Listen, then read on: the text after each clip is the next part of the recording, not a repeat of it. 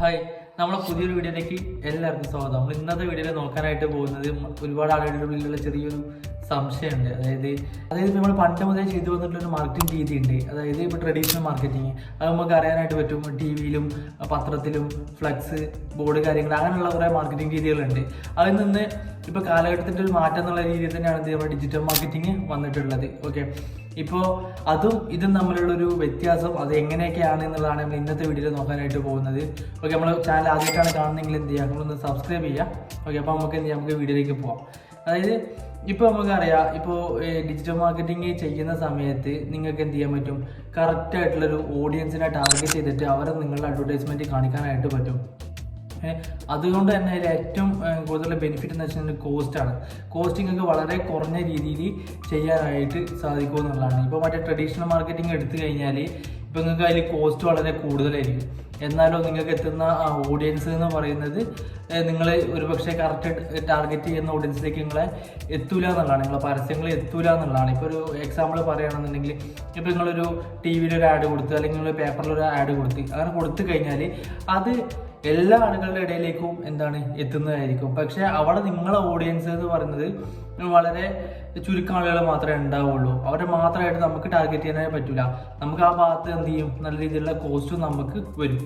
പക്ഷെ ഇതെന്ന് പറയുന്ന സമയത്ത് അങ്ങനെയല്ല. നമുക്ക് എന്ത് പറ്റും, ഓരോ ആളുകളെ നമുക്ക് ടാർഗറ്റ് ചെയ്തിട്ട് കാണിക്കാനായിട്ട് പറ്റും.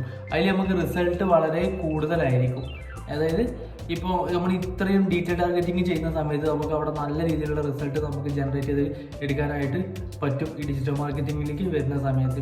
പക്ഷേ ട്രഡീഷണൽ മാർക്കറ്റിംഗ് നമുക്ക് ആവശ്യമാണ്. കാരണം എന്താ വെച്ച് കഴിഞ്ഞാൽ, ഇപ്പോൾ ലോക്കൽ ഏരിയാസിനെ ബേസ് ചെയ്തിട്ട് നമ്മളിപ്പോൾ ഒരു തരത്തിലുള്ള ബിസിനസ് നടത്തുകയാണ് അല്ലെങ്കിൽ അങ്ങനെയുള്ള കാര്യങ്ങൾക്കൊക്കെ നല്ല രീതിയിൽ തന്നെ എന്ത് ചെയ്യാൻ പറ്റും, ഈ പറയുന്ന ട്രഡീഷണൽ മാർക്കറ്റിംഗ് ഇന്നും നല്ല രീതിയിൽ ഉപയോഗിക്കാനായിട്ട് പറ്റും.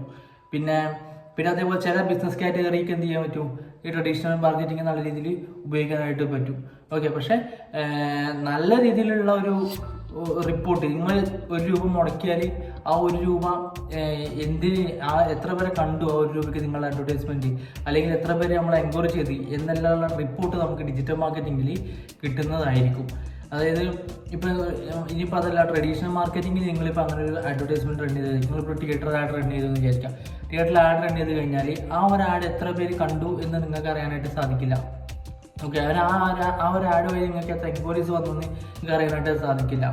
ഓക്കെ, അപ്പോൾ ഇപ്പോഴത്തെ വരുന്ന സമയത്ത്, ഡിജിറ്റൽ മാർക്കറ്റിംഗ് വരുന്ന സമയത്ത് എല്ലാത്തിനും കൃത്യമായിട്ടുള്ള ഒരു ഡാറ്റ ഉണ്ടാവുന്നതാണ്. ഓക്കെ, ഇന്നിപ്പോൾ 90% ആളുകൾ എന്ത് ചെയ്യുന്നതാണ്, മൊബൈൽ ഫോൺസ് ഉപയോഗിക്കുന്നവരാണ്.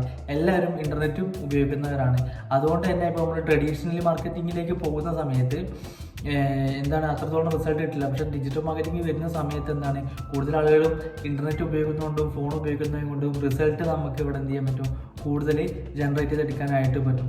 നിങ്ങൾക്കിപ്പോൾ ഒരു 100 എൻക്വയറീസ് വന്നു കഴിഞ്ഞാൽ നിങ്ങൾക്ക് അതിൽ 10 നിങ്ങൾക്ക് എന്ത് ചെയ്യാൻ പറ്റും, കൺവേർഷനിലേക്ക് കൊണ്ടുവരാനായിട്ട് സാധിക്കും. ഓക്കെ, പിന്നെ നമുക്ക് എപ്പോഴും ഒരു സ്ട്രാറ്റജി നമുക്ക് ഡെവലപ്പ് ചെയ്ത് അതിനനുസരിച്ച് മാറ്റങ്ങൾ വരുത്തി ഇതിൽ ചെയ്യാനായിട്ട് സാധിക്കും. ഇപ്പോൾ നമ്മൾ പല വീഡിയോയിലും പറയുന്നത് ഡീറ്റെയിൽ ടാർഗറ്റിങ്, അതല്ലാതെ റീടാർഗറ്റിങ്, ഇങ്ങനെയുള്ള കാര്യങ്ങളൊക്കെ നമ്മൾ പറയലുണ്ട്. ഇങ്ങനെ പല രീതിയിൽ നമുക്ക് ഇത് എന്ത് ചെയ്യാൻ പറ്റും, മാർക്കറ്റിംഗ് ചെയ്തെടുക്കാനായിട്ട് ഡിജിറ്റൽ മാർക്കറ്റിങ്ങിൽ പറ്റും.